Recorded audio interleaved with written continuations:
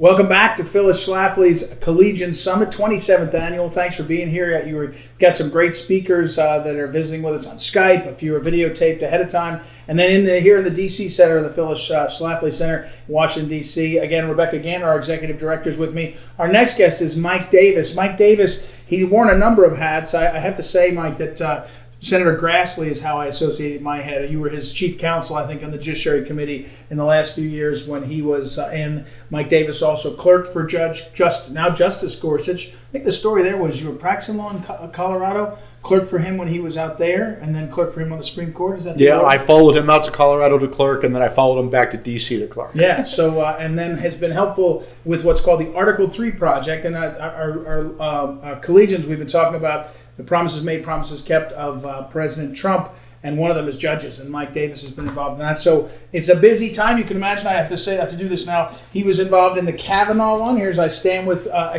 Brett. That one we were just saying. Remember, if for collegians that were following, and I hope you were, it was almost as smooth as Amy Coney Barrett till about a week before, and then they threw that insanity out, and the media aided them. And then now we've got the Amy Coney Barrett thing. Mike just came over from.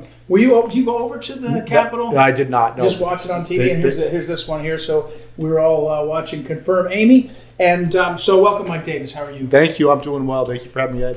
So first of all, judges, this president, this Republican Senate, tell college kids, young people who may not have the stretch of history, what the last 3.5 years has meant in terms of appointments and confirmations. Well, President Trump campaigned on the promise in 2016 that he would appoint judges in the mold of Justice Scalia. And we are at 218 Article 3 judges appointed so far. Justice Gorsuch, Justice Kavanaugh, a near all-time record, 53 judges to the critically important federal courts of appeals, the last stop for more than 99% of federal appeals. We have seen President Trump flip the 2nd, 3rd, and 11th circuits, the federal courts of appeals, from majority Democrat-appointed judges to majority Republican-appointed judges. On the 9th Circuit, the 29-seat, once out of whack liberal 9th Circuit, when President Trump took office on this 29-seat circuit, there were 11 more Democrat-appointed judges than Republicans. That is down to just 3. Wow. And in President Trump's second term, he could do the unthinkable. He could flip the 9th Circuit to majority Republican appointed, along with every other circuit court in this country. And what that means as a practical effect is it means you're going to have federal circuit judges, the last stop for 99% of federal appeals, who understand that their limited but critical role is to apply the law instead of rewrite the law, is to protect us from government overreach and mob rule. So you're going to have judges as our last line of defense against these politicians who want to take away our right to speak, whether it's on college campuses or anywhere else that we want to speak, our right to associate, our right to worship however we want, our right to own weapons, our right to own guns. So it's truly transformative what President Trump has done. And what he's going to do by the end of this month with a Justice Amy Coney Barrett is he's going to transform the 5-4 John Roberts court to the 6-3 Clarence Thomas Court.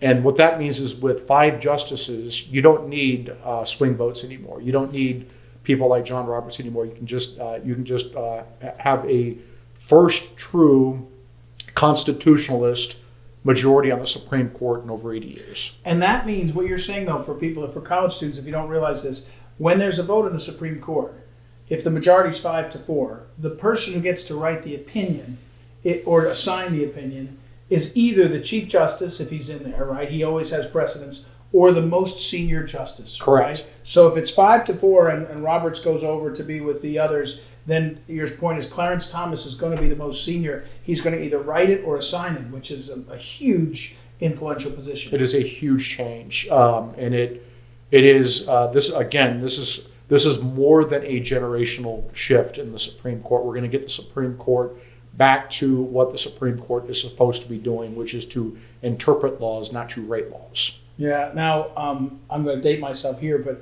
and also I'm going to sound like a nerd, although the part of this is pretty good. I went to the College of the Holy Cross, which is where Clarence Thomas went. Yep. And in the year where the confirmation hearings were taking place in the fall of 1991, with my buddies, we drove from Worcester, Massachusetts to South Bend, Indiana to see a football game, Notre Dame. And on the whole ride, I listened to it in the car. I made them listen to the Clarence Thomas, because I'm a Holy Cross guy.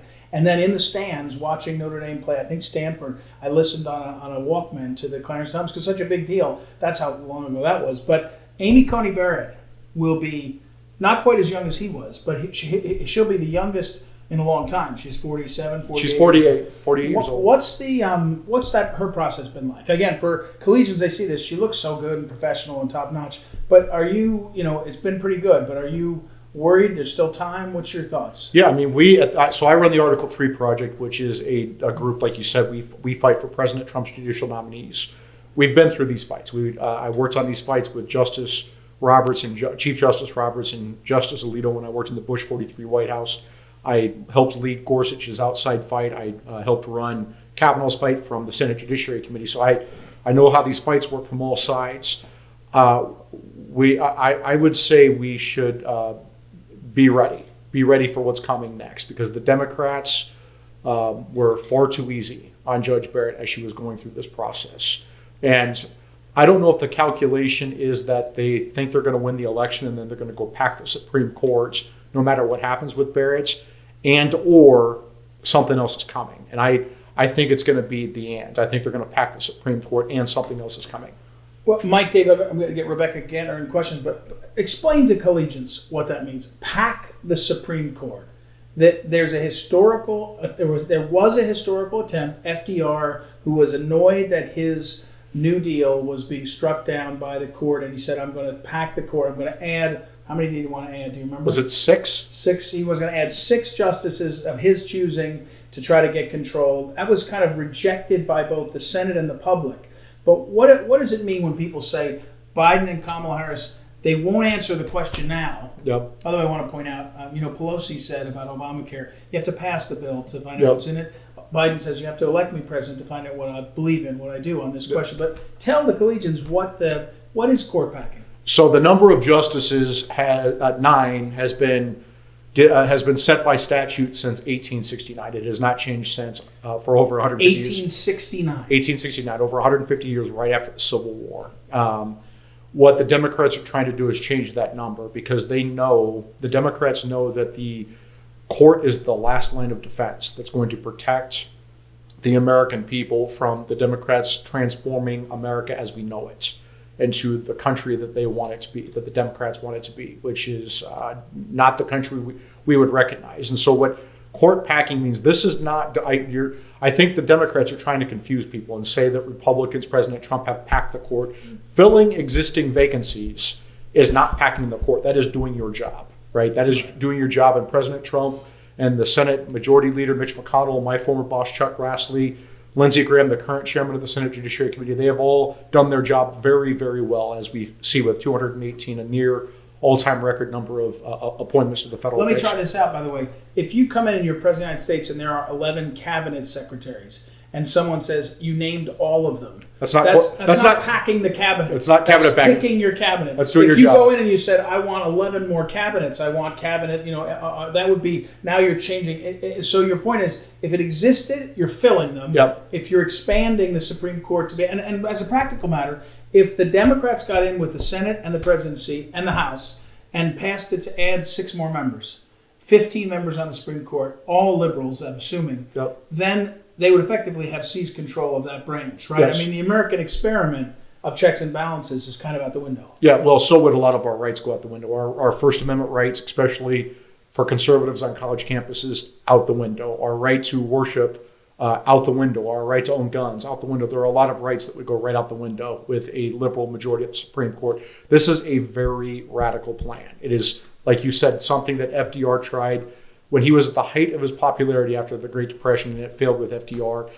The late Justice Ginsburg, Ruth Bader Ginsburg, RBG, did something before she passed away. She did something extraordinary. She came out and publicly denounced court packing because she says it was essentially an assault on judicial independence. It is a really radical plan. Now the Democrats are trying to run from it and not talk about it, but it is in their 2020 Democrat National Committee platform. They don't call it court packing in the platform because that's too honest. So they call it court reform, they come up with euphemisms. They come up with swamp speak. But the reason that Joe Biden and Kamala Harris won't answer it because they're going to do it, which will scare the heck out of the American people, so they don't want to admit it.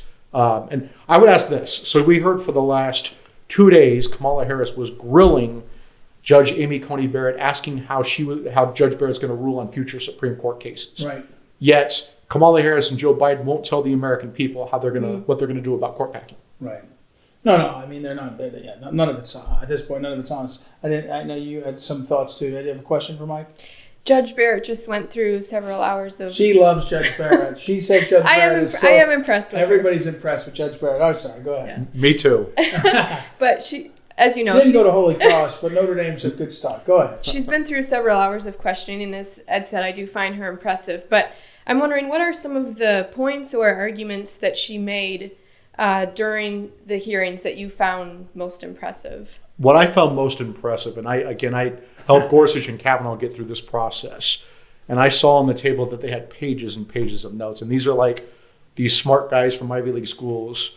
Judge Barrett sat there with no notes and completely outperformed both of them. I mean, no question, she was by far the best witness, let alone Supreme Court nominee, judicial nominee. She was by far the best witness I have ever seen testify before Congress. It was unbelievable. You say a bunch of them, Judiciary Committee, you're Judiciary Committee Chairman. Yeah, I mean, we saw several hundred of them between all the nominees that came through, and that was just last Congress. I mean, She was by far the best. She demonstrated just a complete command of the law. She was able to very deftly handle the Democrats' crazy, wild questioning about whatever crazy, wild idea they came up with. She just, it was almost embarrassing watching the hearings for the Democrats, like with Macy Hirono, who's just excruciating to watch. Yeah. You can't, and for collegians we were talking earlier with Catherine Engelbeck, True the Vote, and others, I mean, a lot of times the facts are one thing, but stories become, the narrative becomes what, Miss Ali Ziegler talking about her work on healthcare. You don't have the facts, but what the story is. When you see Amy Coney Barrett, and she held up the notes. Someone said, "What are the notes?" And she held up, and it was like when you go to a hotel and you're over in the corner, you're like, "Why is there a pad in the pad? What am I going to do with that?" And you sit there and look at it. She held up was the Senate pad, and on every front page in the newspapers, I went to the corner store. The image of her holding up the pads, because it was beyond belief. And then her family, all these things are incredible. So she gets confirmed? She'll be confirmed by the end of the month. Before the election? Before the election. You're pretty confident? I'm very confident. And do you think that'll be along party lines? Yeah, well, so Susan Collins and Lisa Murkowski have said that they can't vote for her before the election, so you're going to lose those two. There are going to be 51 people who vote yes and 49 people who vote no. No Democrats will vote for her. No Manchin. No way. He just got reelected. He's not going to pretend like he's bipartisan anymore. Right. What's the future of these hearings? I mean, are these kind of? In fact, one of our collegians put in questions online on the many platforms. Feel free to put them, and then our folks put them. Said, there's a question. What are the positives and negatives of not holding Supreme Court nomination hearings? Like, it is kabuki theater, right? I mean, it's not a real endeavor. Well, I mean, for the first nearly 200 years of the Supreme Court confirmation hearings are a recent phenomenon. We used to not do them at all. It used to be the president would nominate a Supreme Court justice, and the Senate would confirm them that day. And it just was not this whole ordeal. Well, and those lying frauds, Kamala Harris and somebody else repeated, Klobuchar, Abraham Lincoln didn't nominate someone before the election because the Senate wasn't in session. Correct. And when they came back in session, he nominated someone and they were voted in the next day. Yes. So there was no hearings. There was no Judiciary Committee, right? That's all a relatively new construct. Yeah. I mean, they just weren't there. So right. You can't have a hearing. You can't nominate someone when the Senate is not in session. Right. So, but the future, what's the future of this? Is the future after Kavanaugh, and it looks like, knock on wood, it looks like Kavanaugh may have been the sort of depth of the nastiness for now. Coney Barrett, I think, knock on wood, But what's the future? I would say let's look for next week and see what let's see what happens next week. Yeah. I think you're a lot more confident in the Senate Democrats' dignity than I am. I have zero. I think Democrats will sink to the lowest depths, and they proved that with Justice Thomas, Judge Bork, who failed, Justice Thomas, who succeeded in the process but got bloodied up, Kavanaugh, who succeeded but got bloodied up. Democrats hate everything that Judge Barrett stands for. Here is a conservative, pro-life woman who is a mother of 7 who can do 2 jobs. You know, she's a full-time judge and a law professor, 3 jobs, and she's a mother too. I mean, she's. I think she has mom memory. That was like mom memory. She's like, I'm not going to write this down. I got too much to think about. Yeah. Mike Davis, what's the website? The article number 3project.org. Article3project.org. But Mike, so college students are thinking they might go to law school. You went to law school. You're not exactly practicing law. You're spending. It's late at night. You're spending all your time doing this. Why are you doing this? Why do you do this? I do this because I care very much about our judiciary, because I think it is critically important that we get judges who understand that their job is to protect Americans' rights from the government and from mob rule. And that is more important now than ever with woke-ida, as I call them, the Antifa people who want to go around and rip apart our cities and tear down our statutes. So I think it's woke. We have woke-ida both in the streets, tearing down the statues, and then in the halls of Congress, in the Democrat Party. So woke-ida is everywhere, and I think it's really important that we have judges who understand that they need to protect us from these woke mobs, whether they're in government or on the streets. Would you ever become a judge? I don't know. I don't think I would ever get one vote. My former boss, Grassley, might give me like a sympathy vote if he's going to retire. He'd have to make sure he's going to retire first.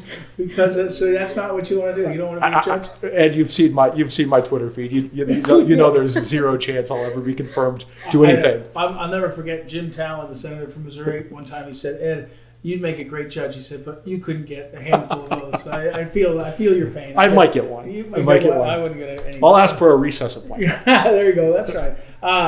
College students. What advice do you give college students? Might want to be lawyers. Might want to work in government. What advice do you give? So I think college students should. Well, I guess this was hopefully the cure for COVID is coming on November 3rd, and so we'll find out. But college students should absolutely do internships. Come out to D.C., work for your congressman, work for your senator, get involved politically. That's important. Even if you don't want to end up, being crazy like me and doing what I'm doing, I think it's a good experience. For law school, I think that before people go to law school and spend all this time and money, $100,000 or $150,000, understand what you want to do. Like, really think about it. Don't just go to law school because you can't figure out what you want to do next. Take a year off between undergrad and law school. Take 2 years off, take 3 years off, and really understand what you want to do before you get down that road where you've racked up, $150,000, $200,000 in debt, and then you're stuck working at a law firm, miserable because you have to pay off that debt. Right. But I would absolutely, again, encourage everyone to do internships. Get involved on political campaigns. Go work at do an internship. Come out to Washington. Come out here and work for a year or two. Where'd you grow up? I grew up in Iowa. Oh, Iowa. And then you came out. Did you come out here for an internship? I did. When I was an undergrad, I'm old. This is I'm 43 now, so I have to count backwards. When I was in 1998, I interned for House Speaker Newt Gingrich during the impeachment of Bill Clinton. So wow. I've been a hellraiser for over 20 years, 22 years. But then I went back to the University of Iowa, started Students for George W. Bush, ran it across the state for the Iowa caucuses. Came out to open mail for Senator Grassley, worked for the Bush administration, went back to Iowa for law school, came back out and worked in the Bush 43 White House, met Neil Gorsuch there, went to the Justice Department. When Gorsuch became a 10th Circuit judge, I followed him out to Colorado, was a law clerk for him for a year, private practice of law for litigator for 10 years, and then got the bug again and followed Gorsuch back out here to do the political thing again back in 2017. So I've been all over. I can't keep a job in. Yeah, it looks like it. That's important to know. What's at stake on November 3rd? We hear this every election, but this is truly America as we know it is on the line. And I think it's so important for people to understand this, that we can't be political here because We have our various nonprofit statuses, but I would say that we need to make sure that if left-wing radicals take over our government, our country, our America as we know it, is going to be destroyed. Mm-hmm. And they're going to do it by destroying the judiciary, by packing the Supreme Court, by putting a bunch of left-wing judicial activists on the Supreme Court and the lower courts, and they are going to end the legislative filibuster in the Senate, lowering the vote threshold from 60 to 51, and then they're going to jam through their legislative agenda. That includes, this is in the Democrat National Committee platform, adding D.C. as a state, adding Puerto Rico as a state, maybe the Virgin Islands. So you have 4 to 6 new Democrat senators packing the Supreme Court. I mean, our country is game over America if this happens. Our rights are out the door, and we're going to be genuflecting to Wokaida for the rest of our lives. All right. Wokaida. Okay. Thank you. Mike Davis, again, the website. Tell us the website. Article number 3project.org. Article3project.org. Article, the word article, the number 3project.org. You got it. Check it out there. And Mike Davis does have a very good Twitter feed. You should follow it. You'll see lots of great insight. And you must be Irish. Are you Irish? I am. That's why I'm crazy. Yeah. Well, no, that was Phyllis told the joke. Phyllis Schlafly said, an Irishman walks down the street and sees a fight break out, and he goes over and taps one of the people on the shoulder and said, "Is this a private fight or can anybody jump in?" That's Mike Davis. Okay, Mike, thank you very much.